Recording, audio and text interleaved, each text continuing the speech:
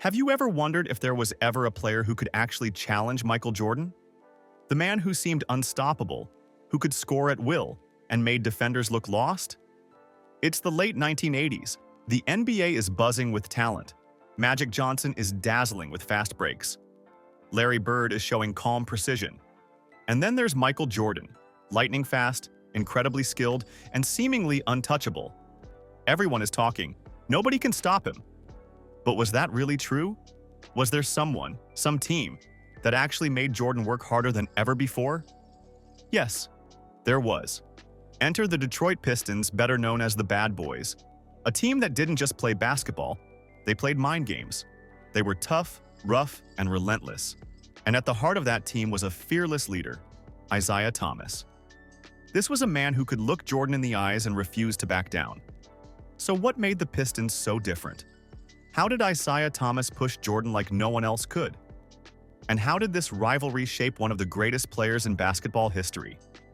If you want to uncover the story of the only player Michael Jordan truly had to earn every point against, make sure to hit that like button and subscribe to GOAT Report. Trust us, you don't want to miss this legendary story. The Bad Boys. By the mid-1980s, the Detroit Pistons were becoming known as the toughest team in the NBA. They weren't just talented, they were physical, strong, and fearless. They didn't shy away from contact and didn't mind playing rough to get an advantage. Where the Chicago Bulls had smooth, flashy scoring with Michael Jordan, the Pistons brought grit, toughness, and an unrelenting style. This is how they earned the nickname the Bad Boys. They didn't care about looking pretty on the court or winning style points. Their goal was simple: win at all costs and make life extremely difficult for anyone in their way. At the heart of this team was Isiah Thomas, the Pistons' legendary point guard. He wasn't the tallest or the strongest player, but he was incredibly smart, fearless, and competitive.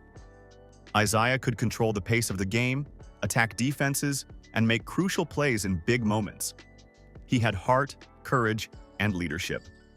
Most importantly, he never backed down from Michael Jordan, the man who seemed unstoppable to everyone else. First battles, early encounters, that frustrated Jordan. When the Chicago Bulls first faced the Detroit Pistons in the playoffs, Michael Jordan was already a superstar. He was scoring huge numbers, winning awards, thrilling fans, and lifting the Bulls from years of losing into respectability. It seemed like nothing could stop him. But then came Detroit, and the Pistons had a plan, one that would test Jordan like never before. In 1988, they introduced a strategy that would go down in history as the Jordan rules. This wasn't a simple defense. It was a tough, physical game plan designed to stop Jordan at all costs. They trapped him hard, sent extra defenders, bumped him off his spots, threw elbows, and wore him down every time he touched the ball. It worked. Detroit won the second round 4-1. Jordan scored a lot, but he couldn't dominate the series the way he normally did. The Bulls struggled because the Pistons refused to let him simply take over the game. Over the next two seasons, 1989 and 1990, the story repeated itself. Detroit again ended Chicago's playoff hopes. They weren't just beating the Bulls, they were physically and mentally wearing them down. And Jordan was visibly frustrated, something that rarely happened in his career. At the center of it all was Isiah Thomas. He darted through screens, attacked the rim, scored crucial points, and led Detroit's relentless, aggressive style. For the first time, Jordan faced an opponent who consistently challenged him in a personal and exhausting way, forcing him to push harder than ever before. Physical play and psychological warfare. Michael Jordan was famous for his confidence. Some people even said he feared no one. But when he faced the Detroit Pistons, things were different. The Bad Boys didn't just defend him physically, they went straight for his mind. Detroit's players played rough. They shoved him hard, trapped him in corners, and constantly talked trash to get into his head. Part of it was smart basketball strategy, but a big part was psychological warfare. They wanted Jordan to feel uncomfortable, to lose focus, and to get frustrated. Jordan wasn't used to this. Most defenders gave him space, respected his scoring ability, and tried to stop him in normal ways. Detroit didn't care about letting him score. They cared about making him struggle every step of the way. Jordan wasn't just fighting defenders. He was fighting anger, frustration, and the exhaustion from being pushed physically every game. His teammates, including Scottie Pippen, later said the Pistons made Jordan visibly frustrated, something rarely seen in his career. The rivalry went beyond just the games. Players from both teams have said it felt personal and intense every time they stepped on the floor. This wasn't just defense, this was war, and Jordan had to fight on every level to stay on top. The turning point, 1991 Eastern Conference Finals. After losing to the Detroit Pistons 3 years in a row, the Chicago Bulls finally figured out how to beat them. By 1991, the team had grown stronger, smarter, and more confident. They had better players, improved teamwork, and a game plan that could handle Detroit's rough style. Phil Jackson was coaching with his famous triangle offense, which gave the team structure and flexibility. Jordan was more experienced, and Scottie Pippen was ready to shine as a star in his own right. But it wasn't just about strategy. Jordan had a new mindset. He realized that the Pistons would never back down through fear or intimidation. If he wanted to win, he had to fight fire with fire. In the 1991 Eastern Conference Finals, everything came together. Chicago didn't just beat Detroit, they dominated.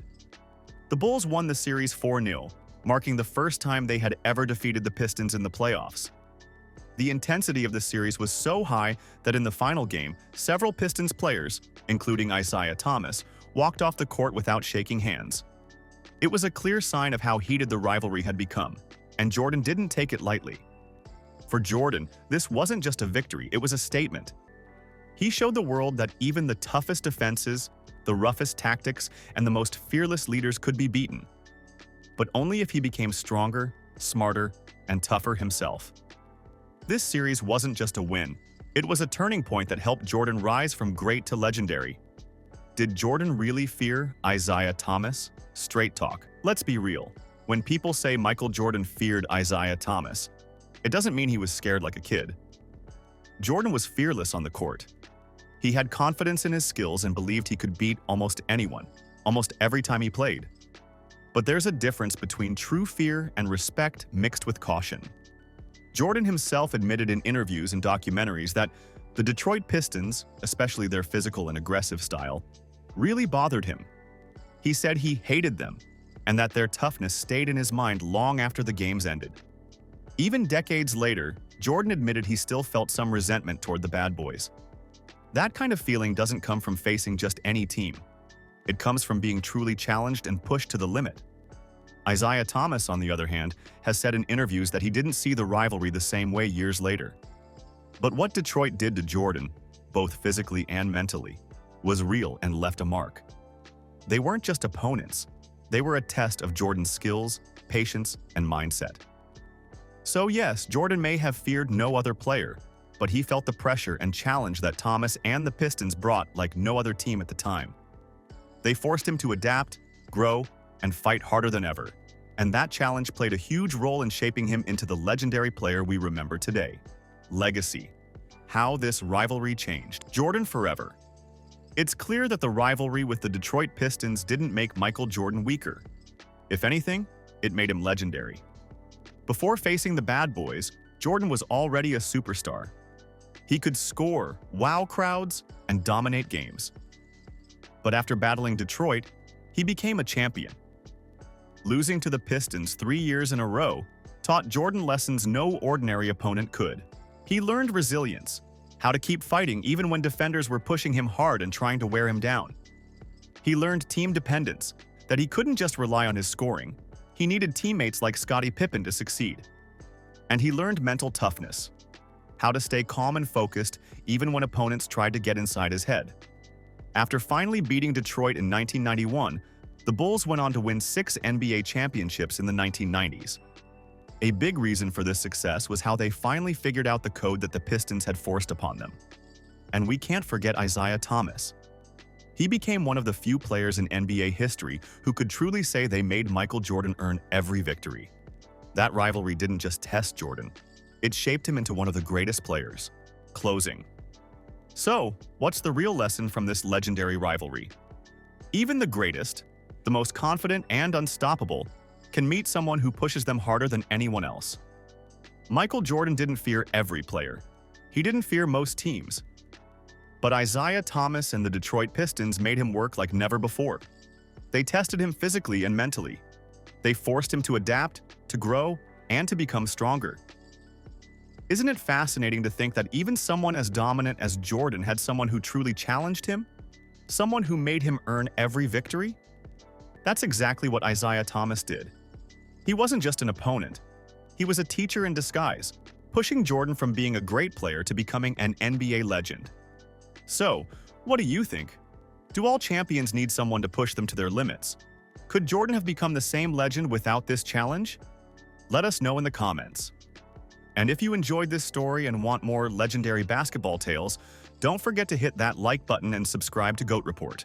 We bring you the real stories behind the game, the players, and the rivalries that shaped history.